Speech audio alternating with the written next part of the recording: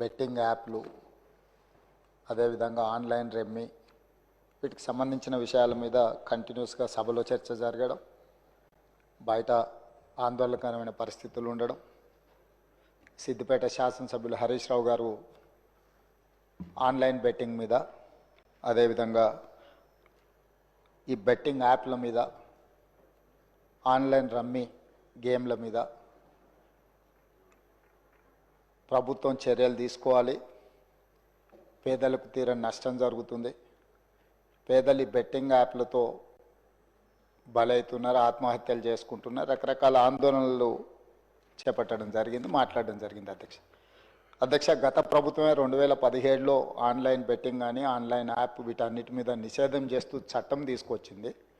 చట్టం చేశాం కానీ దాన్ని పకడ్బందీగా అమలు చేసే విషయంలో మరి గత ప్రభుత్వంలో కొంత నిర్లక్ష్యం జరిగింది. ఈ మధ్యకాలంలో అది చాలా వేగంగా తెలంగాణ రాష్ట్రంలో దుర్వినియోగం జరుగుతుంది. అందుకే అధ్యక్ష తమరి ద్వారా ఇది పక్క రాష్ట్రాలు, దేశము, ఇతర దేశాలు ఈ నేరం ఒక రకంగా అంతర్జాతీయ స్థాయిలో రాష్ట్ర స్థాయి నుంచి మొదలు పెడితే అంతర్జాతీయ స్థాయి వరకు వివిధ రకాల సంస్థలు, వ్యక్తులు, రకరకాల దేశాలకు సంబంధించిన నేరగాళ్ళు అందరూ కూడా ఇందులో పాల్గొంటున్నారు.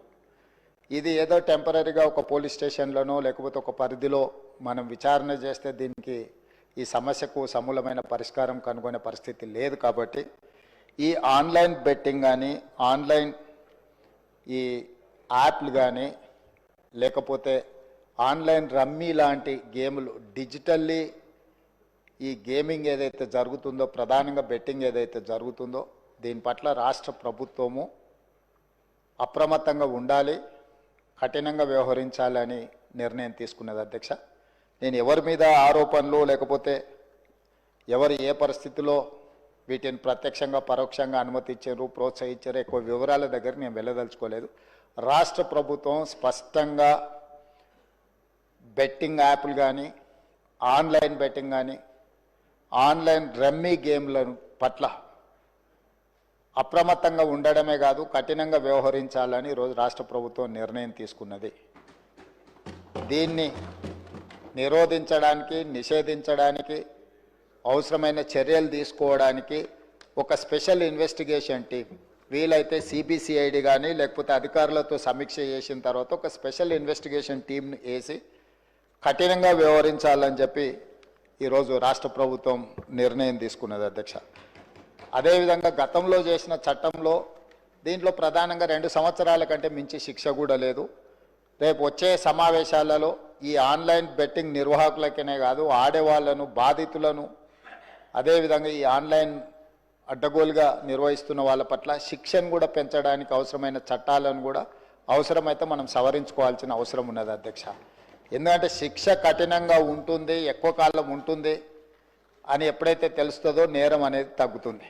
కాబట్టి దీనికి సంబంధించి పూర్తి స్థాయిలో ప్రభుత్వం చర్యలు తీసుకోవాలని, అదేవిధంగా గుట్కా ఇట్లాంటివి కూడా నిషేధిత పదార్థాలను కూడా ఈరోజు మార్కెట్లో బాగా సరఫరా జరుగుతున్నట్టు మా దృష్టికి వచ్చింది. అధ్యక్ష వీటి పట్ల కూడా మేము అప్రమత్తంగా ఉండాలని ప్రభుత్వం నిర్ణయం తీసుకున్నది. అందుకే ఆన్లైన్ బెట్టింగ్, ఆన్లైన్ యాప్లు, అదేవిధంగా ఆన్లైన్ రమ్మీ ఈరోజు నిన్న మీరు టీవీలలో, పేపర్లలో పోలీసులు కేసులు నమోదు చేసి వాటికి ప్రచారం కల్పించిన వాళ్ళను పిలిచి పోలీస్ స్టేషన్లలో విచారించడం జరిగింది. వాటికి ప్రచారం కల్పించే వాళ్ళను పోలీస్ స్టేషన్లో పిలిచి వాళ్ళను విచారించడం ద్వారా ఈ సమస్యకు పరిష్కారము శాశ్వతంగా దొరకదు. వీటిని నిర్వహించే వాళ్ళు, వీటిని ప్రమోట్ చేసేవాళ్ళు, చివరికి ఈ యాప్ల ద్వారా లబ్ధి పొందుతున్న వాళ్ళను వీళ్ళందరినీ పూర్తి స్థాయిలో విచారించి కఠినమైన చర్యలు తీసుకున్నప్పుడే ఈ సమస్యకు పరిష్కారం దొరుకుతుంది. అధ్యక్ష అందుకే దీన్ని పూర్తి స్థాయిలో విచారించాలంటే పక్క రాష్ట్రాలు, పక్క దేశాలలో కూడా విచారణ చేయాల్సిన పరిస్థితులు ఉంటాయి. అందుకే పూర్తి స్థాయిలో అన్ని అధికారాలు కట్టబెట్టే విధంగా ఒక స్పెషల్ ఇన్వెస్టిగేషన్ టీం ఏర్పాటు చేసి ఈ రాష్ట్ర ప్రభుత్వం వాళ్ళ మీద పూర్తి స్థాయిలో చర్యలు తీసుకోవాలని నిర్ణయం తీసుకున్నారు. తమ ద్వారా ఈ సభకు, సభ్యులందరికీ, తెలంగాణ సమాజానికి ఒక స్పష్టమైన ప్రభుత్వ విధానాన్ని మేము పంపించదలుచుకున్నాము. ఎవరైనా ఇందులో ప్రత్యక్షంగా పరోక్షంగా ప్రోత్సహించిన ప్రకటనలకు సహకరించిన నిర్వహణలో భాగస్వాములైన ఎవరిని కూడా రాష్ట్ర ప్రభుత్వం వదిలిపెట్టదు. ఈ రాష్ట్రంలో ఖచ్చితంగా ఇలాంటి సైబర్ నేరాల పట్ల కఠినంగా మేము వ్యవహరించడం జరుగుతుంది. రాష్ట్ర ప్రభుత్వం అప్రమత్తంగా ఉంటుంది, ఇలాంటి నేరగాళ్ల పట్ల కఠినంగా వ్యవహరిస్తుంది. ఈ సభ ద్వారా సభ్యులందరికీ నేను ఈ ప్రకటన ద్వారా ఒకే మాట చెప్పదలుచుకున్నా, స్పెషల్ ఇన్వెస్టిగేషన్ టీంను ఏర్పాటు చేస్తున్నాము. తద్వారా అందరినీ కఠినంగా అణచివేయడమే కాకుండా చర్యలు తీసుకుంటామని తమ ద్వారా తెలియజేయదలుచుకున్నా అధ్యక్ష. అదేవిధంగా అధ్యక్ష, శాంతి భద్రతల మీద చాలాసార్లు మాట్లాడుతున్నారు, చాలా విషయాలు మాట్లాడుతున్నారు. నేను ఎక్కువ విషయాలు చెప్పదలుచుకోలేదు, కానీ గత ప్రభుత్వంలో కొన్ని దారుణమైన సంఘటనలు జరిగినప్పుడు తీసుకున్న చర్యలు, వాటి వివరాలు ఇవన్నీ కూడా ఈ సభలో చర్చిద్దామంటే మాకేం అభ్యంతరం లేదు అధ్యక్ష. ఎక్కడైనా చెదురుమదురు సంఘటనలు జరిగినా, అనుకోకుంటే ఎవరైనా నేరానికి పాల్పడ్డప్పుడు నేరం అనేది ఎవరు మనకు చెప్పి ముందస్తుగా సమాచారం ఇచ్చి పాల్గొన్నారు. నేరం జరిగిన ఎంబడే ప్రభుత్వాలు వ్యవహరించిన తీరు అత్యంత కీలకం, అత్యంత ప్రాధాన్యతతో కూడుకున్నది అధ్యక్ష. అందుకే మన రైల్లో జరిగిన సంఘటన పట్ల కానీ, అది రైల్వే పోలీసుల పరిధిలో ఉన్నా కూడా మేము తక్షణమే చర్యలు తీసుకోవడానికి అన్ని రకాలుగా పోలీసులను అప్రమత్తం చేసినాం. ఏ చిన్న సంఘటన జరిగినా రాష్ట్ర ప్రభుత్వం అప్రమత్తంగా ఉంటుంది. ఆనాడు ఔటర్ రింగ్ రోడ్ దగ్గర వెటర్నరీ డాక్టర్ను మీకు తెలుసు అధ్యక్ష, సాయంత్రం పూట అక్కడ ఉన్న డాక్టర్ని ఆ రోజు జరిగిన పరిస్థితులు, జరిగిన తర్వాత పరిణామాలు మనం అందరం చూసినాం. అదేవిధంగా అధ్యక్ష, న్యాయవాదులు వామన్ రావు గారు దంపతులు స్పష్టంగా కోర్టుకు వెళ్ళి మమ్మల్ని చంపుతారు, మమ్మల్ని చంపే ప్రక్రియలో ప్రభుత్వంలో ఉన్నవాళ్ళు, ప్రభుత్వానికి సంబంధించిన వాళ్ళే మమ్మల్ని చంపడానికి ప్రయత్నం చేస్తున్నారు, మాకు సెక్యూరిటీ ఇవ్వాలి అని చెప్పి హైకోర్టులో పిటిషన్ వేయడమే కాకుండా అక్కడ కోర్టులో కూడా వాదించి వస్తుంటే నడి బజార్లో నరికి చంపిండ్రు అధ్యక్ష. నడి బజార్లో న్యాయవాదులను, హైకోర్టు న్యాయవాదులను నాడు నరికి చంపితే ఈనాటికి ఆ చంపిన వాళ్ళ మీద రకరకాలుగా ఆ రోజు కేసులో ఉన్న వాళ్ళని తప్పించి ఈరోజు సుప్రీంకోర్టులో రాష్ట్ర ప్రభుత్వం సిబిఐ విచారణకు వాళ్ళు కేసు వేస్తే ఈరోజు సిబిఐ విచారణ కోసం రాష్ట్ర ప్రభుత్వం మాకేం అభ్యంతరం లేదు, విచారణకు ఆదేశాలు ఇవ్వండి అని చెప్పే పరిస్థితి. న్యాయవాదులను చంపితే కూడా ఆనాడు ప్రభుత్వము ఏమాత్రం కూడా స్పందించలేదు. అదే కాకుండా అధ్యక్ష, తమరికి తెలుసు సింగరేణి కాలనీ మహేశ్వరం నియోజకవర్గం వస్తుంది అనుకుంటా, మన సంతోష్ నగర్ అవతల చంపాపేట పక్కన 6 సంవత్సరాల బాలికను గంజాయి మత్తులో రేప్ చేసి మర్డర్ చేస్తే ఆనాటి ప్రభుత్వంలో ఎలాంటి చర్యలు తీసుకోలేదు అధ్యక్ష. అదేవిధంగా అధ్యక్ష, 2020 సంవత్సరంలో దేశంలోనే మహిళలపై జరిగిన అత్యాచారాలల్లో ఆనాటి రాష్ట్ర ప్రభుత్వం 4వ స్థానాన్ని సాధించింది అధ్యక్ష. తెలంగాణ రాష్ట్రం మహిళల మీద జరిగిన మొత్తం చిన్నారులపై వీళ్ళపై అగత్యాలు జరిగిన దాంట్లో ఎన్సీఆర్బీ ఇచ్చిన నివేదిక ప్రకారం రాష్ట్రం 4వ స్థానంలో ఉండే అధ్యక్ష. అదేవిధంగా అధ్యక్ష, ఇట్లాంటి ఒక్క దగ్గర కాదు, ఎన్నో సంఘటనలు. జూబ్లీ హిల్స్లో మైనర్ బాలికను పబ్లో నుంచి తీసుకెళ్ళి అక్కడికక్కడనే జూబ్లీ హిల్స్లో రేప్ చేస్తే ఆ రేప్ చేసిన దాంట్లో టీఆర్ఎస్ నాయకుడి కుమారుడే అందులో ప్రత్యక్షంగా పాల్గొంటే ఆ రోజు వాళ్ళను కాపాడడానికి ప్రయత్నం చేసిండ్రు అధ్యక్ష. అదేవిధంగా అధ్యక్ష, వక్ఫ్ బోర్డ్ చైర్మన్ కొడుకే ఆ రోజు కేసులో ఉండడానికి కేసు కట్టడం జరిగింది అధ్యక్ష. సరిగ్గా నేను ఎక్కువ దూరం వెళ్ళి ఆరోపణలు చేయదలుచుకోలేదు. ఆ రోజు ఉన్న ఒక మంత్రి గారి కుటుంబానికి సంబంధించిన వాళ్ళ మీద కూడా వచ్చిన ఆరోపణలు మీ అందరి దృష్టికి వచ్చినాయి అధ్యక్ష. అదేవిధంగా ఈరోజు ఇట్లాంటి సంఘటనలు జరిగినప్పుడు మన అందరం కూడా బాధితుల పట్ల సానుభూతితో నుండి నేరగాళ్ల పట్ల కఠినంగా వ్యవహరించడానికి సహకరించాలి.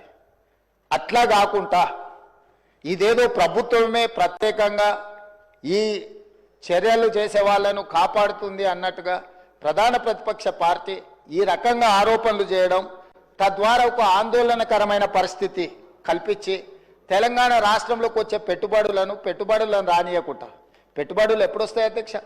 శాంతి భద్రతలు పెట్టుబడిదారులకు రక్షణ కల్పించినప్పుడే రాష్ట్రానికి పెట్టుబడులు వస్తాయి. ఈరోజు ఏ మంచి పని చేపడదామన్నా దానికి ఒక దురుద్దేశాన్ని ఆపాదించి ఆ దురుద్దేశం ద్వారా తెలంగాణ రాష్ట్రం మొత్తం కుప్పగూలిపోయింది, ఈ రాష్ట్రంలో శాంతి భద్రతలు లేవు, ఈ రాష్ట్రంలో మీరు పెట్టుబడులు పెట్టకండి, ఈ రాష్ట్రం దివాలా తీస్తేనే తప్ప మాకు సంతోషం కలగదు అన్నట్టుగా ఈరోజు మాట్లాడడం ఏమాత్రం సమంజసం కాదు అధ్యక్ష. ఈరోజు ఈ రాష్ట్రంలో శాంతి భద్రతలను ఆనాడు 2004 నుంచి 2014 వరకు ఏది ఎట్లున్నా హైదరాబాద్ నగరంలో ప్రధానంగా శాంతి భద్రతల విషయంలో ప్రభుత్వం ఏమాత్రం ఆనాడు రాజీ పడకుండా మేము చేసిన ప్రయత్నాలు తెలంగాణ రాష్ట్ర అభివృద్ధికి ఎందుకో అనుకూలించినాయి. లక్షలాది కోట్ల రూపాయల వేలాది కోట్ల రూపాయల పెట్టుబడులు వచ్చి లక్షలాది ఉద్యోగ ఉపాధి అవకాశాలు హైదరాబాద్ నగరంలో తెలంగాణ రాష్ట్రంలో ఎందుకు వచ్చినాయి అధ్యక్ష? ఆనాటి ప్రభుత్వాలు తీసుకున్న నిర్ణయాలు, నేరగాళ్ల పట్ల వ్యవహరించిన తీరు, కఠినంగా వాళ్ళని అణచివేయడంతో ఈ రాష్ట్రానికి పెట్టుబడులు వచ్చినాయి, సంస్థలన్నీ వచ్చినాయి అధ్యక్ష. ఈరోజు సైబరాబాద్ ప్రాంతం కానీ, హైటెక్ సిటీ ప్రాంతం కానీ, ఔటర్ రింగ్ రోడ్ ప్రాంతం కానీ, అంతర్జాతీయ ఎయిర్పోర్ట్ ప్రాంతం కానీ, గచ్చిబౌలి కానీ, ఇలా చెప్పుకుంటూ వెళ్తే రాయదుర్గం కానీ ఇవన్నీ ఎప్పుడు విస్తరించినాయి అధ్యక్ష? ఎప్పుడు అభివృద్ధి చెందినాయి?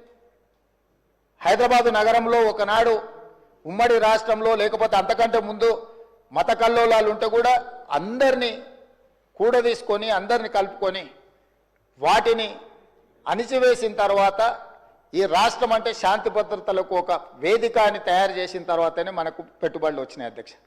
విస్తరణలో భాగంగా మెట్రో కానీ, రోడ్లు కానీ, ఫ్లైఓవర్లు కానీ, కృష్ణానది జలాలు కానీ, గోదావరి జలాలు కానీ, ఇట్లా ప్రతిదీ హైదరాబాదు నగరం యొక్క మౌలిక వసతులను పెంచడమే కాకుండా శాంతి భద్రతలను కాపాడడంతో మన రాష్ట్రానికి పెట్టుబడులు వచ్చినాయి అధ్యక్ష. ఈరోజు ఒక మంచి ఉద్దేశంతో చేపట్టిన చర్యలను కూడా మీ స్వార్థం కోసం ఈ ప్రభుత్వం విఫలం చెందింది అని చిత్రీకరించాలన్న ఆలోచనతోని ప్రభుత్వం మీద, కాంగ్రెస్ పార్టీ మీద చేసే దాడిలో భాగంగా తెలంగాణ అభివృద్ధి మీద కూడా మీరు యాసిడ్ దాడులు చేసే పరిస్థితులు వచ్చినాయి అధ్యక్ష. తెలంగాణ కుప్పగూలాలన్న ఒక ఆలోచనతోని కుట్రపూరితంగా అన్ని రకాల వేదికల మీద తప్పుడు ప్రచారం చేయడం వల్ల ఈరోజు తెలంగాణ ప్రతిష్టను మసకబార్చే ప్రయత్నం చేస్తున్నారు అధ్యక్ష. దయచేసి తమరి ద్వారా నేను చేస్తున్న విజ్ఞప్తి ఒకటే, ఇట్లాంటి కుట్రలు చేయకండి. ఈ కుట్రలు తెలంగాణ రాష్ట్రానికి ప్రయోజనం కాదు. రేపు భవిష్యత్తులో మీరు అధికారంలోకి రావాలన్న ఆలోచన చేస్తున్నామని మీరు పదే పదే చెప్తారు. చాలా దగ్గరలో వచ్చేసారి మేమే అధికారంలోకి వస్తామంటారు. మరి వచ్చేసారి మీరు అధికారంలోకి రావాలంటే రాష్ట్రం దివాలా తీసి రాష్ట్రం మొత్తం తగలబడిపోయి రాష్ట్రానికి పెట్టుబడులు రాకుండా వచ్చిన పెట్టుబడులు ఇతర రాష్ట్రాలకు తరలిపోయి ఇది జరిగితే ఈ రాష్ట్రానికి ఏమైనా ప్రయోజనం చేకూరుస్తుందా? ఎందుకు విజ్ఞతతోని 10 సంవత్సరాలు ప్రభుత్వం నడిపారు. గతంలో కూడా 20 ఏళ్ళలో 30 ఏళ్ళలో మేము ప్రభుత్వంలో పనిచేసినాం, తెలంగాణ కోసం ఉద్యమాలు చేసినామని ఎవరైతే నాయకులు చెప్పుకుంటున్నారో మీకు సోషల్ రెస్పాన్సిబిలిటీ లేదా? Only political responsibility, only power మాంగర్స్గా మీరు మారి అధికారం మాకు ఉండాలి, అధికారం పోతే ఒక క్షణం కూడా మేము భరించలేము, అధికారం లేకుంటే ఒక క్షణం కూడా మేము ఉండలేము అన్న విపరీతమైన పోకడలు ఏ రకంగా తెలంగాణ సమాజానికి మేలు చేస్తాయి అధ్యక్ష? ఈరోజు తెలంగాణ రాష్ట్రాన్ని ప్రపంచ చిత్రపటం మీద పెట్టాలి అని మేము చేస్తున్న ప్రయత్నాలను మేము నిరంతరం పెట్టుబడులను ఆకర్షించే ఉద్యోగ ఉపాధి అవకాశాలు పెంచాలని ఏదైతే ప్రయత్నం చేస్తున్నామో, శాంతి భద్రతలను కాపాడాలని మేము నిర్విరామంగా చేస్తున్న కృషి, మేము వచ్చిన తర్వాత అది గణేష్ నిమజ్జనం కావచ్చు, లేకపోతే మొహరం కావచ్చు, బక్రీద్ కావచ్చు, అన్ని మతాలకు సంబంధించిన పండుగల ఎక్కడైనా చిన్న చెదురుమదురు సంఘటన కూడా ఏదైనా జరిగిందా అధ్యక్ష? ఈ 15 నెలల్లో ఎక్కడైనా శాంతి భద్రతల విషయంలో ఎక్కడైనా మేము రాజీ పడ్డామా అధ్యక్ష? ఈరోజు ఈ రాష్ట్రాన్ని దేశానికే ఒక ఆదర్శ రాష్ట్రంగా తీర్చిదిద్ది అత్యధికంగా విదేశీ పెట్టుబడులను తీసుకొచ్చి ఈరోజు ఇన్ఫ్లేషన్ విషయంలో, ధరల నియంత్రణలో దేశంలో నెంబర్ 1 అధ్యక్ష. 1.3 ఇన్ఫ్లేషన్ ఉన్న రాష్ట్రము భారతదేశంలో ఏదైనా ఉందంటే తెలంగాణ. ధరలను నియంత్రించడంలో, ఉద్యోగ ఉపాధి అవకాశాలు కల్పించిన దాంట్లో, నిరుద్యోగ సమస్యను తగ్గించిన దాంట్లో, స్టేట్ ఓన్డ్ ట్యాక్స్ కలెక్షన్లో, ప్రతి దాంట్లో దేశంలో నెంబర్ 1 తెలంగాణ రాష్ట్రం నిలబడ్డది అధ్యక్ష. దేశంలోనే ఇతర రాష్ట్రాలలో రాష్ట్ర సొంత పన్నుల వసూళ్లలో తెలంగాణ రాష్ట్రం 88% పన్నులను వసూలు చేసి దేశంలోనే నెంబర్ 1 రాష్ట్రంగా తెలంగాణ రాష్ట్రం నిలబడ్డది. మహారాష్ట్ర నెంబర్ 2, మిగతా రాష్ట్రాలు అట్లుంటే ప్రధానమంత్రిగా ప్రాతినిధ్యం వహించే గుజరాత్ 6-7 స్థానానికి పోయింది అధ్యక్ష. ఇవన్నీ కూడా మా సహచర మంత్రులు అధికారులు అందరు కష్టపడి చేస్తున్న ప్రయత్నాన్ని మీరు అభినందించండి. అప్పుడే అంత ఆత్రము, అంత తాపత్రయము, అంత అసహనం ఎందుకని నేను అడుగుతున్నా. కడుపు నిండా విషయం పెట్టుకొని ఎందుకు ఈ మాటలు? మీరు నిజంగా మీ అనుభవాన్ని రంగరించి సూచనలు చేయండి. ఒకప్పుడు ప్రధాన ప్రతిపక్ష నాయకుడిగా అక్కడనే జానారెడ్డి గారు కూర్చొని మీరు తీసుకుంటున్న నిర్ణయాలకు వారు ఏ రకంగా ప్రభుత్వానికి సలహాలు సూచనలు ఇచ్చిండ్రు జానారెడ్డి గారిని ఆదర్శంగా తీసుకోండి. మీరు ఆనాడు మా పార్టీ ప్రయోజనాల కంటే కూడా రాష్ట్ర ప్రయోజనాలు ముఖ్యమని చెప్పి పెద్దలు జానారెడ్డి గారు ప్రతిపక్ష నాయకుడు, మొట్టమొదటి ప్రతిపక్ష నాయకుడుగా ఒక సాంప్రదాయాలను వారు ఏర్పాటు చేసింది. ఆ సాంప్రదాయాలను ప్రతిపక్ష నాయకుడిగా బట్టి విక్రమార్క గారు కొనసాగించారు. మీరు కక్షగట్టి ప్రతిపక్ష హోదా తీసినా, మీరు మైకు ఇచ్చినా ఇవ్వకపోయినా, మీరు ఇచ్చిన కొద్ది సమయంలో కూడా వారు ప్రతిపక్ష నాయకుడిగా మీకు ఎన్నో రకాలుగా సూచనలు ఇచ్చే ప్రయత్నం చేసిండ్రు. ప్రభుత్వం తీసుకుంటున్న నిర్ణయాలలో ఉన్న లోపాలను ఎత్తి చూపడమే కాకుండా మీకు సహేతుకమైన సలహాలు సూచనలు ఇచ్చే ప్రయత్నం ఆనాడు ప్రతిపక్ష నాయకులుగా బట్టి విక్రమార్క గారు, జానారెడ్డి గారు చేశారు. ఈరోజు కూడా మీ నుంచి మేము ఆశిస్తున్నాం. మీరు ఎంత చేసినా, ఎగరెగిరి దంచినా, ఎగరకుంట దంచినా మీకు వచ్చే కూలి అంతనే. ఎన్నికలు అనేటివి 2029లో వస్తాయి అధ్యక్ష. వాళ్ళ తాపత్రయపడ్డంత మాత్రాన, వాళ్ళు ఆవేదన చెందినంత మాత్రాన, వాళ్ళు హడావిడి పట్టినంత మాత్రాన ఒక సంవత్సరం రావు అధ్యక్ష ఎలక్షన్లు. అప్పుడే ఒక ఆయన అంటాడు వచ్చేసినాయి బై ఎలక్షన్స్ వచ్చేసినాయి, వచ్చే నెలలే అని టికెట్లు వంచుతాడు ఒక ఆయన. ఆయన టికెట్లు వంచండి కదా, నేను వంచాలని ఇంకొక ఆయన పోయి ఆయన వంచుతాడు. వాళ్ళ పోటీతోని మా సాగుకు వస్తున్నారు అధ్యక్ష. వాళ్ళ అంతర్గతంగా ఏమని ఉంటే ఉండని వాళ్ళు ఇట్లా తెలుసుకొని మాకేం అభ్యంతరం లేదు. ఒక ఆయన పొద్దున్నే ప్రెస్ మీట్ పెడితే మధ్యాహ్నం ఒక ఆయన ట్విట్టర్లో పెడతాడు దాని కౌంటర్ పార్టీ. ఒక ఆయన ట్విట్టర్లో పెట్టగానే ఇంకొక ఆయన ప్రెస్ నోట్ రిలీజ్ చేస్తాడు. వీళ్ళిద్దరు ఇట్లా చేశారు కదా అని పెద్దల సభలో ఉన్న వాళ్ళు వాళ్ళ వైపు నుంచి వాళ్ళు అదే ప్రయత్నం చేస్తున్నారు. వాళ్ళ పోటీ రాష్ట్ర ప్రభుత్వానికి తలకాయ నొప్పిగా మారిపోయింది అధ్యక్ష ఈరోజు. అందుకే నేను ఒకటే విజ్ఞప్తి చేస్తున్నా అధ్యక్ష, ఎన్నికలు మహేశ్వర్ రెడ్డి గారి పార్టీ జమిలీ ఎన్నికలు అంటారు, అవన్నీ కలిపి తీసుకొస్తామంటారు. ఇవన్నీ ఓవేళ అంతా కలిసి వస్తే 2028లో రావాల్సిన ఎలక్షన్లు అవి 2029కి పోయేటట్టు ఉన్నాయి అధ్యక్ష. సో ఉన్న అసెంబ్లీ కూడా ఇంకో 6 నెలలు ఎక్స్ట్రాగా ఉండే పరిస్థితులు జాతీయ స్థాయిలో మనకు కనిపిస్తున్నాయి అధ్యక్ష. సో ఈ 4 ఏళ్ళు మనము రాష్ట్రాన్ని మంచిగా అభివృద్ధి చేసుకుందాము. మీరు నా దగ్గరకు వచ్చిన వాళ్ళలో అప్పుడప్పుడు టీవీలలో పేపర్లలో ఎవరు వచ్చి కలిసినా కూడా ఇటు అటు అని నేను ఎవరికైనా నేను సభానాయకుడిగా ముఖ్యమంత్రిగా ప్రతి ఎమ్మెల్యేకి నేను అందుబాటులో ఉంటా. అది సిద్దిపేట శాసనసభ్యులు హరీష్ రావు గారు వచ్చినా, లేకపోతే పల్లా రాజేశ్వరరెడ్డి గారు వచ్చినా, లేకపోతే వెంకట రమణారెడ్డి గారు వచ్చినా, నేను రాజకీయాలు చూడను అధ్యక్ష. ముఖ్యమంత్రిగా నా దగ్గరికి తీసుకొచ్చిన సమస్యల్ని వీలైనంత మేరకు వాటిని పరిష్కరించాలన్న మా బట్టి గారు సూచన చేశారు. గజ్వేల్ శాసనసభలో వచ్చినా కూడా ప్రతిపక్ష నాయకుడు వచ్చినా కూడా ఆ నియోజకవర్గానికి సంబంధించిన సమస్యలు కూడా పరిష్కరించాలంటారు. శాసనసభ నియోజకవర్గాలకు ప్రాతినిధ్యం వహించే ఎమ్మెల్యేలను నేను ఖచ్చితంగా ప్రజలు ఎన్నుకున్న ప్రతినిధులుగా వాళ్ళని గౌరవించే బాధ్యత నాది అధ్యక్ష. Just they can come as walking, just ఇట్లా నడుచుకుంటూ వచ్చి ముఖ్యమంత్రికి ఏదైనా రిప్రజెంటేషన్ ఇవ్వచ్చు. దానికి అనవసరమైన రాజకీయాలు ఆపాదించాల్సిన అవసరం లేదు అధ్యక్ష. మీరు డెఫినెట్గా ఇస్తాము. ఇచ్చినప్పుడు ఇన్ఛార్జ్ మినిస్టర్ ఉంటాడు, మీకు ఇన్ఛార్జ్ మినిస్టర్లు నిర్ణయాలు చేస్తారు. ఈరోజు ఇందిరమ్మ ఇళ్ళలో ఇందిరమ్మ కమిటీలు ఉన్నాయి, అన్నీ ఉన్నాయి. డెఫినెట్గా ఇస్తాము. మీరు ఇచ్చిన కాగితాలు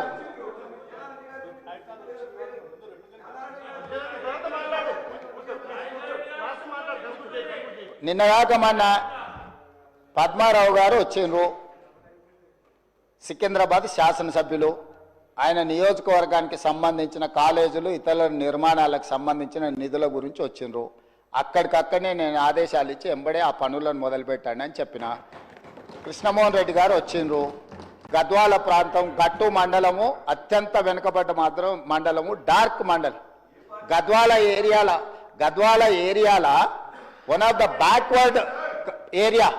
వారు వచ్చిండ్రు, ప్రాజెక్టులు కట్టాలన్నారు. ఇచ్చిన యాదయ్య గారు వచ్చారు చేవెళ్ళ నుంచి, వారికి ఇచ్చేసిన.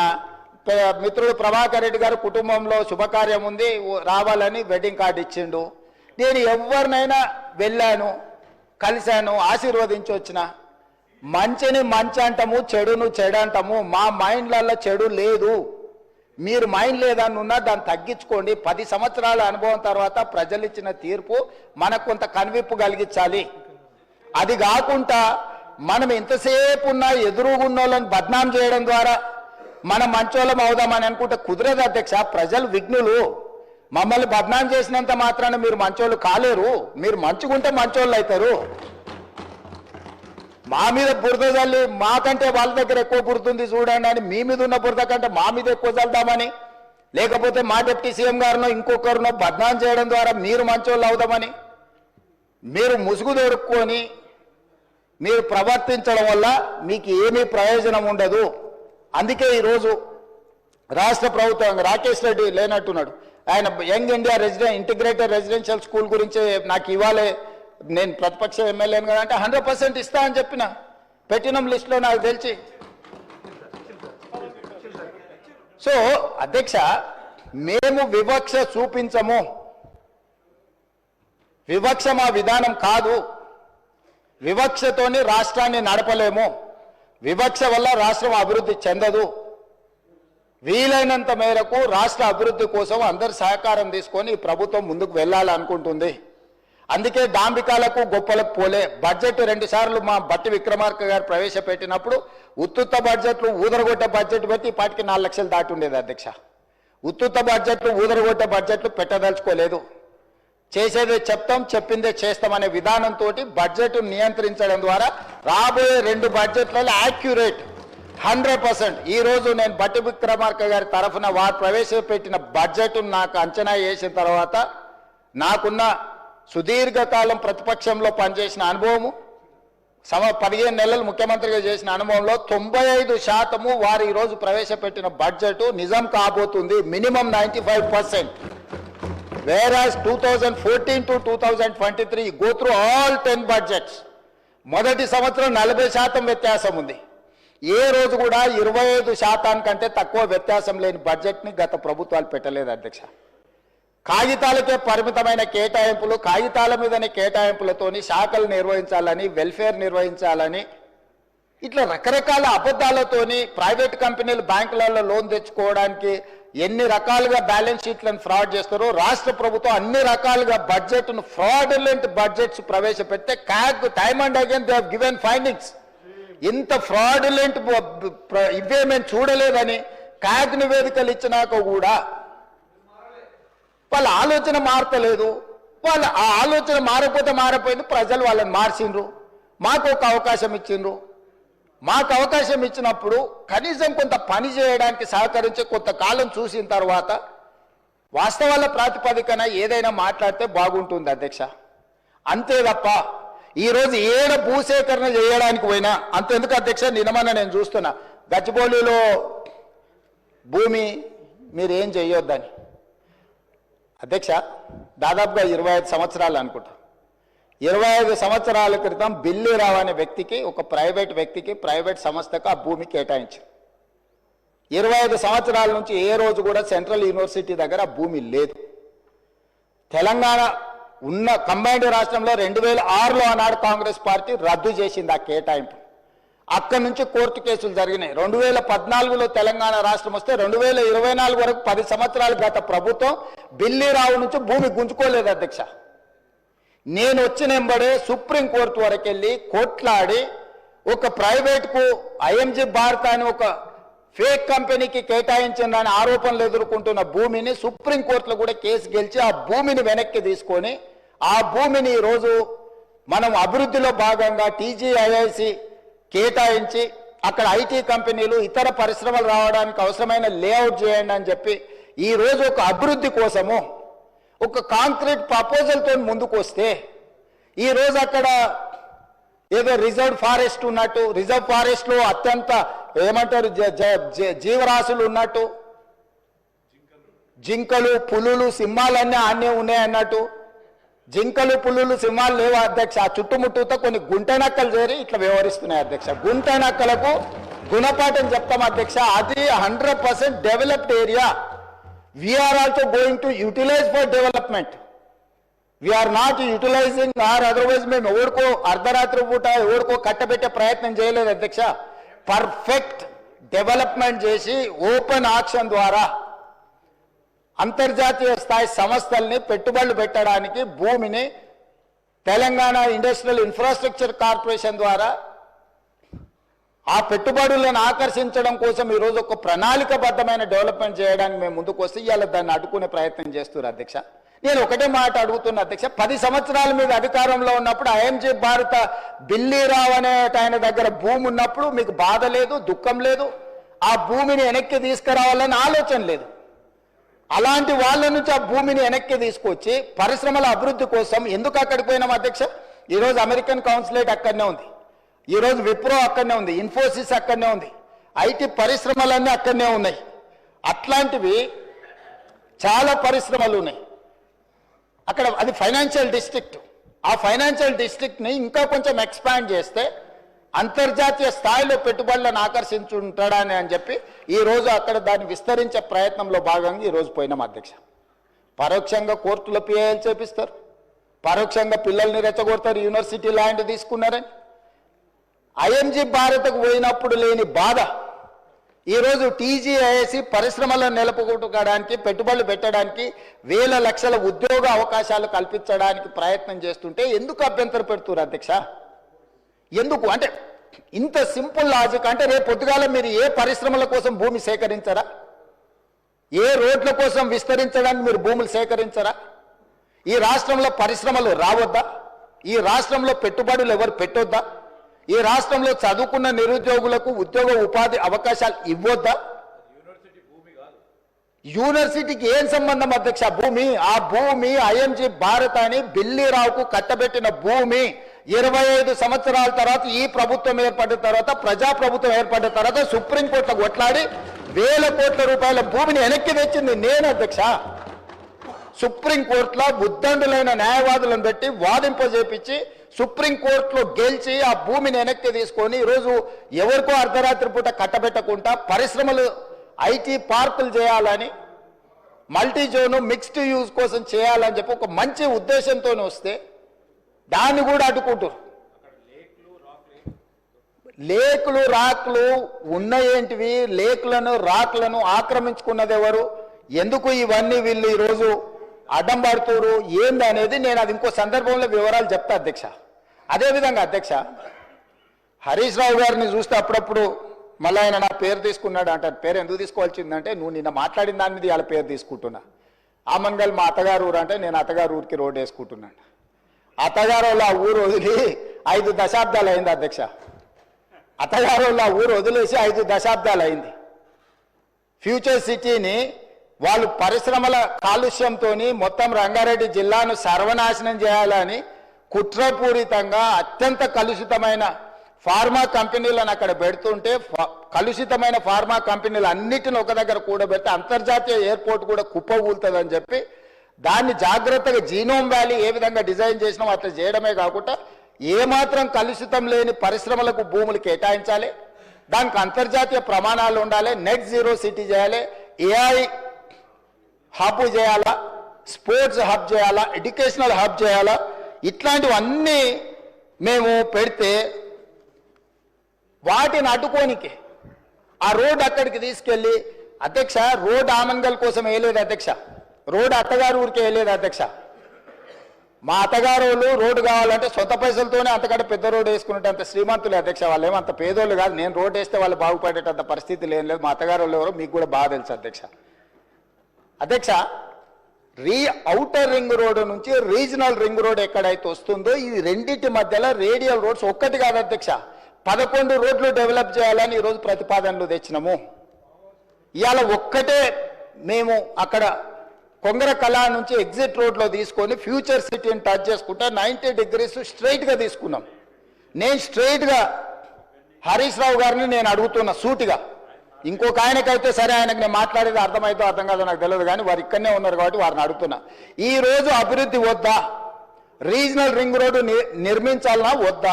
రేడియల్ రోడ్స్ వేయాలనా వద్దా? ఫ్యూచర్ సిటీ కట్టాలనా వద్దా? మూసి రిజిన్యువేషన్ ప్రాజెక్టు, మూసి పునరుద్ధరణ ప్రాజెక్టును చేపట్టాలనా వద్దా? పరిశ్రమల కోసం భూములు సేకరించి పరిశ్రమలకు కేటాయించి తద్వారా పెట్టుబడులను ఆకర్షించి తద్వారా రాష్ట్రాన్ని అభివృద్ధి చేయాలా వద్దా? 10 సంవత్సరాలు ప్రభుత్వాన్ని నడిపిన మీరు 10 సంవత్సరాలు తెలంగాణను ప్రపంచానికి ఒక మోడల్గా డెవలప్ చేసినమన్న మీరు ఎక్కడ కూడా భూమి సేకరించకుండానే మీరు చేసిండ్రా? ఈరోజు మీరు మల్లన్న సాగర్ బాధితులకు మల్లన్న సాగర్ భూ నిర్వాసితులకు మీరు చేయాలంటున్నారు. మల్లన్న సాగర్ భూమి ఎవరు సేకరించారు అధ్యక్ష? అధ్యక్ష ఎవరి ఫామ్ హౌస్ దగ్గర ఈరోజు వారు అడిగితే నేను విచారణకు ఆదేశించడానికి సిద్ధంగా ఉన్నా అధ్యక్ష. కొండపోచమ్మ ప్రాజెక్టు నుంచి ఫామ్ హౌస్లకు డైరెక్ట్గా కాలువలు తీసుకున్న వాళ్ళు ఎవరు? ఈరోజు కట్టుకున్న రిజర్వాయర్లు అది రంగనాయక సాగరా లేకపోతే కొండపోచమ్మనా లేకపోతే మల్లన్న సాగరా? ఎవరు భూములు కొనుక్కున్నారు? ఎవరు ఫామ్ హౌజులు కట్టుకున్నారు? ఎవరి ఫామ్ హౌజులకు ఆ రిజర్వాయర్ల నుంచి నీళ్లు పోతున్నాయి? రోడ్లు ఎవరు వేసుకున్నారు? ఈరోజు నాకు కానీ నా కుటుంబ సభ్యులకు కానీ నేను ప్రభుత్వం వచ్చిన తర్వాత 1 ఇంచు భూమి అయినా ఎక్కడైనా మేము కొనుక్కున్నామా? అది ఫ్యూచర్ సిటీ కాదు, 4 బ్రదర్ సిటీ అని 4 crore brother and sisters city అధ్యక్ష. 4 కోట్ల తెలంగాణ సోదరులు సోదరీమణుల యొక్క సిటీ అధ్యక్ష. That is our future. ఆనాడు చంద్రబాబు నాయుడు గారు మొదలుపెట్టిన సైబరాబాద్ డెవలప్మెంట్ అథారిటీని రాజశేఖర రెడ్డి గారు కొనసాగించి రాజశేఖర రెడ్డి గారు రాజకీయ కక్షాపూరితమైన ఆలోచనలు చెయ్యొద్దు, అభివృద్ధిలో ఎవరు మొదలుపెట్టినా దాన్ని కొనసాగించాలని రాజశేఖర రెడ్డి గారు నిర్ణయం తీసుకొని చంద్రబాబు నాయుడు గారు 200 ఫీట్లతో మొదలుపెట్టిన ఔటర్ రింగ్ రోడ్డును 500 ఫీట్లకు పెంచడమే కాదు, ఆనాడు పెద్దలు దేవేందర్ గౌడ్ గారు శంషాబాద్లో మొదలుపెట్టిన అంతర్జాతీయ ఎయిర్పోర్టు ప్రతిపాదనను రాజశేఖర రెడ్డి గారు కొనసాగించుండు. రాజశేఖర రెడ్డి గారు ఆనాడు ఐటీ కానీ ఫార్మా కానీ నేదురుమల్లి జనార్దన్ రెడ్డి గారు మొదలుపెట్టిన hitech city foundation Rajiv Gandhi గారిని ఆదర్శంగా తీసుకొని మొదలుపెట్టిన హైటెక్ సిటీని చంద్రబాబు నాయుడు గారు కొనసాగించారు. చంద్రబాబు నాయుడు గారు కొనసాగించిన దాన్ని రాజశేఖర రెడ్డి గారు విస్తరించారు. ఏ రోజు కూడా కక్షాపూరితమైన ఆలోచనలతోని మేము వివరించలేదు అధ్యక్ష. గత ప్రభుత్వం ఏదైనా చేసి ఉంటే మేము ఇది మంచి చేసినాం కొనసాగించండి అని మీరు అక్కడి నుంచి మాకు సూచన చేయండి. నేను ముఖ్యమంత్రి అయినప్పుడు ఇదే సభలో చెప్పిన అభివృద్ధి విషయంలో మాకు భిన్న అభిప్రాయాలు లేవు. గత ప్రభుత్వం ఏదైనా మంచి చేసి ఉంటే ఆ మంచిని కొనసాగిస్తామని ఇక్కడి నుంచే నేను స్పష్టంగా చెప్పిన. మీ సుదీర్ఘమైన అనుభవాన్ని ఉపయోగించి రాష్ట్ర ప్రభుత్వానికి సూచన చేయండి. ప్రతిదీ అడ్డుకునే ఆలోచన, ప్రతిదీ ఎట్లా చెడగొట్టాలనే ఒక కుట్ర, ఇది ఏ రకంగా మంచిది? ఈరోజు కామారెడ్డి దగ్గర ఒక రాకెట్ ధృవన అంటే ఇస్రో గవర్నమెంట్ ఆఫ్ ఇండియాలో ఇస్రోలో జరిగే రీసెర్చ్ ప్రైవేట్లో ఈరోజు చేస్తాం. కామారెడ్డి దగ్గర మాకు ల్యాండ్ కావాలని అంటే ఒక దేశానికి సంబంధించి ప్రపంచంతోనే పోటీ పడే రాకెట్ సైన్స్ తయారు చేసే వాళ్ళకి మేము కామారెడ్డిలో ఉన్న ఎమ్మెల్యే ఎవరు అధ్యక్ష? ప్రతిపక్షానికి సంబంధించిన ఎమ్మెల్యే. అంత మంచి సంస్థను అక్కడికి పంపించాలని ఎందుకు అనుకుంటున్నాం అధ్యక్ష? మాకేముంటుంది అధ్యక్ష? తెలంగాణ మొత్తం మాదే అధ్యక్ష. నేను తెలంగాణకు ప్రాతినిధ్యం వహిస్తున్న అధ్యక్ష. ఒక్క ప్రాంతానికి కాదు, నేను ఈ ప్రాంతం ఆ ప్రాంతం కాదు, తెలంగాణ మొత్తం మా పరిధిలోనే, మా మంత్రివర్గం మా ప్రభుత్వం పరిధిలే. ఈ తెలంగాణను క్రియేట్ చేసింది మేము, ఈ తెలంగాణను ప్రొటెక్ట్ చేసేది మేము, ఈ తెలంగాణను డెవలప్ చేసేది మేము, ఫ్యూచరిస్టిక్ తెలంగాణగా మార్చేది మేము అధ్యక్ష. ఈరోజు ఎక్కడ చూసినా అక్కడ లేక్స్ రాక్స్ లేకపోతే ఏమో ఉన్నాయి అధ్యక్ష.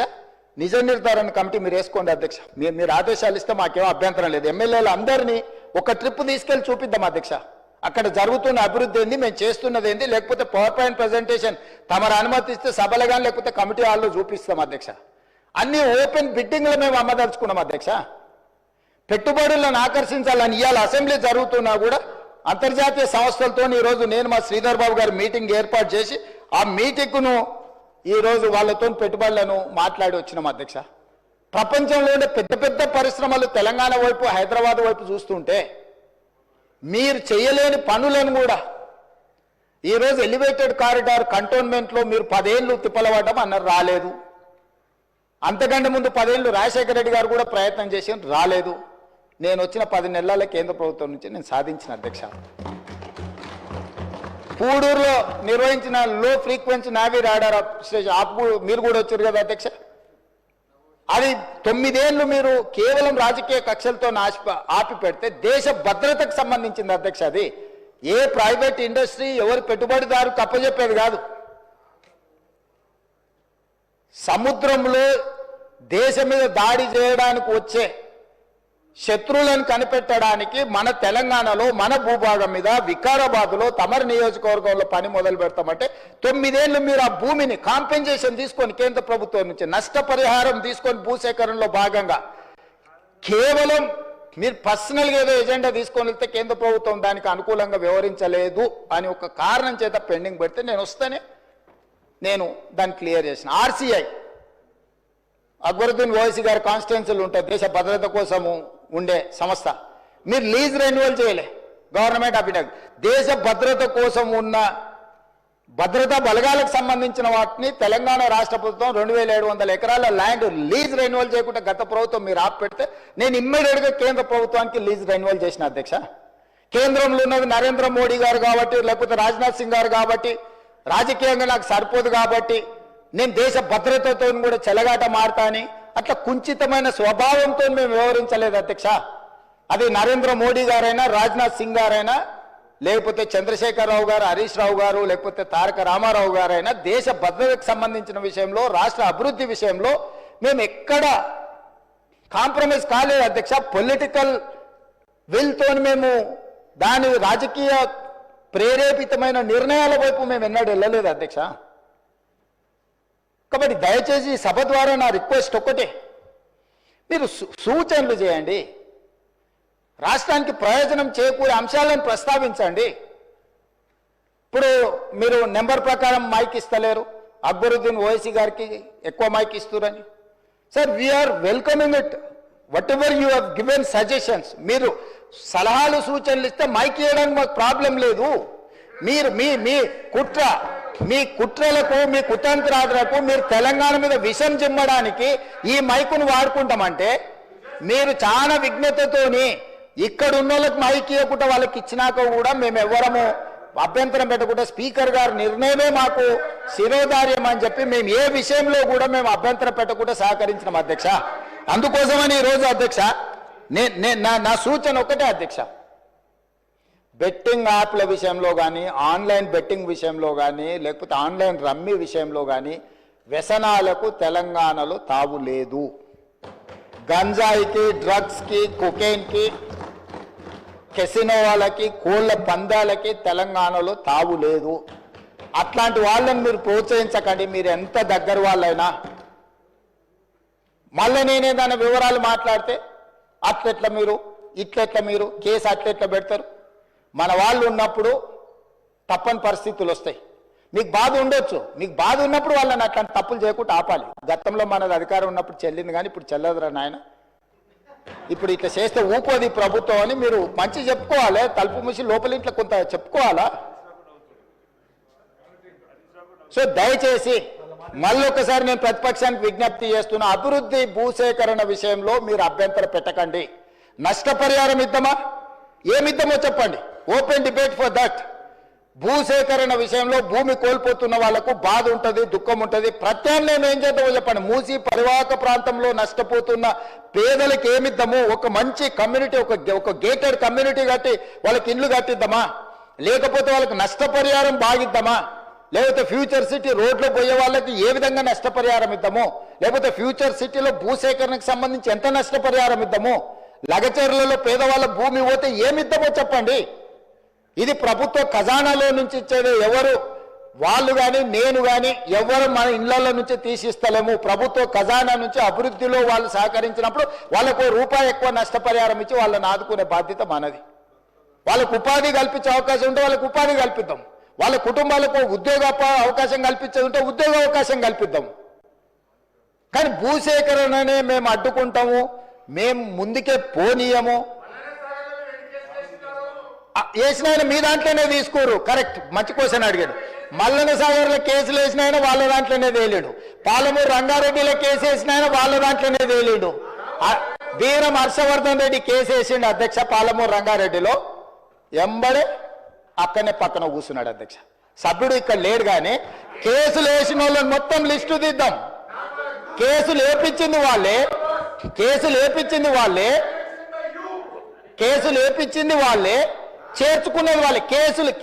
రాష్ట్ర అభివృద్ధిని అడ్డుకునేవాడు, కేసులు వేసి అడ్డుకున్న వాళ్ళను మీరు ఎట్లా కండువ కప్పారు అధ్యక్ష? ఎట్లా పార్టీలో చేర్చుకున్నారు? పార్టీలో చేర్చుకున్నారు. బీఫామ్ ఎట్లా ఇచ్చిండ్రు అధ్యక్ష? మళ్ళీ ఎలక్షన్లో ఎట్లా ఇచ్చిండ్రు అధ్యక్ష? అంటే ఇప్పుడు ఎట్లా మాట్లాడతారంటే 2014 నుంచి ఒకే చట్టం ఉంది కదా అధ్యక్ష. స్పీకర్ పదవి ఉంది, విప్పు పదవి ఉంది, ప్రతిపక్షమే ఉంది. ఆనాడు ఎమ్మెల్యేలు మారితే మీరు మంత్రులు చేశారు, కనీసం మేము అట్లా కూడా చేయలేదు. మారలేదట వాళ్ళు, మేము మారనే లేదు, ముఖ్యమంత్రిని అభివృద్ధిలో కలిసి వచ్చినామంటారు. మీరు మంత్రులు చేసిన వాళ్ళు డిస్క్వాలిఫై కాలేదు, ఉప ఎన్నికలు రాలేదు. బాజాప్తా గవర్నర్ దగ్గర పోయి మంత్రులే చేసి 5 ఏళ్ళు మంత్రి, 10 ఏళ్ళు, ఒక ఆయన 8.5 ఏళ్ళు, మా అక్క 4.5 ఏళ్ళు మంత్రి చేసింది. ఎన్నడూ ఉప ఎన్నికలు రాలే. కానీ ఇప్పుడు ఉప ఎన్నికలు వస్తాయి, వచ్చే వారమే ఉప ఎన్నికలు అంటారు అధ్యక్ష. ఎట్లా వస్తాయి అధ్యక్ష? చట్టం మారలే, న్యాయం మారలే, స్పీకర్ ఆఫీసు సేమే ఉంది, పాలకపక్షం ప్రతిపక్షం అట్లనే ఉంది, రాజ్యాంగం అసలే మారలేదు. ఇంకెట్లొస్తాయి అధ్యక్ష ఉప ఎన్నికలు? నాకు అర్థం కాలేదు. ఏ రాజ్యాంగం ప్రకారం వస్తాయి అధ్యక్ష? డాక్టర్ బాబాసాహెబ్ అంబేద్కర్ గారు రచించిన రాజ్యాంగం ప్రకారము గత అనుభవాల దృష్ట్యా ఎప్పుడు కూడా పార్లమెంట్ ప్రాక్టీసెస్ అండ్ ప్రొసీజర్స్ అని ఉంటాయి అధ్యక్ష. చట్టంలో గ్రే ఏరియా ఉన్నప్పుడు గతంలో ఎలాంటి విధి విధానాలను ఆచరించారు, సాంప్రదాయాలు ఎట్లున్నాయని చూస్తారు అధ్యక్ష. 2014 నుంచి 2019, 2019 నుంచి 2023 వరకు ఏ సాంప్రదాయాలను సభ ఆచరించిందో అచ్చం గదే సాంప్రదాయాలను మనం ఆచరిస్తాం అధ్యక్ష. అంతే కదా అధ్యక్ష? తమరైనా నేనైనా సేమ్ సాంప్రదాయాలనే ఆచరిస్తాం కదా అధ్యక్ష. సో అందుకోసమని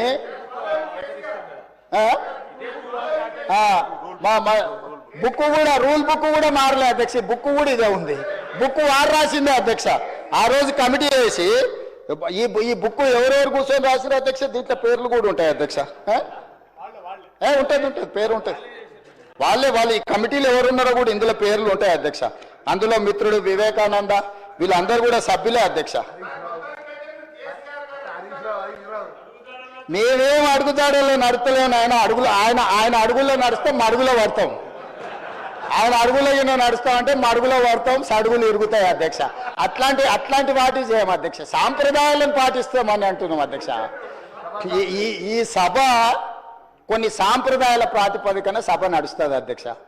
నేనున్న సభ్యులందరికీ, ఇక్కడున్న మిత్రులకు, సభ్యులకు, ఆశించటోళ్ళకు ఒక ఆయన అయితే ఆల్రెడీ నేను అభ్యర్థి ఆయన ప్రచారం తిరుగుతుండు. పాపం ఆయన అమాయకుడు. ఉన్న మంత్రి పదవి ఊడవిక్కిరు, పంచగట్టుకుర్రు. ఆయన నానాడు మా ముందలే నువ్వు పంచగట్టుకొని తిరుగుతావని ఓ ఉప ముఖ్యమంత్రినే తీసేసిర్రు.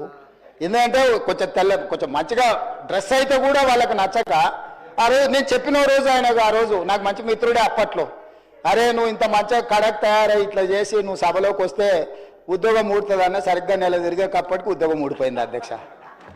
ఇప్పుడు ఆయననే అమాయకుడు అయ్యి పాపము వచ్చేసింది, వచ్చే వారమే ఎలక్షన్ అని తిరుగుతున్నాడు అధ్యక్ష. నేను తమరి ద్వారా ఎవరైతే ఉన్నారో సభ్యులు ఎవరు ఆందోళన చెందాల్సిన పని లేదు. ఏ ఉప ఎన్నికలు రావు.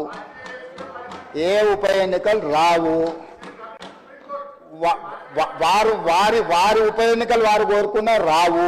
ఎందుకంటే ఒకవేళ వారు ఇటొచ్చినా ఎటొచ్చినా ఏ ఉప ఎన్నికలు రావు. అక్కడ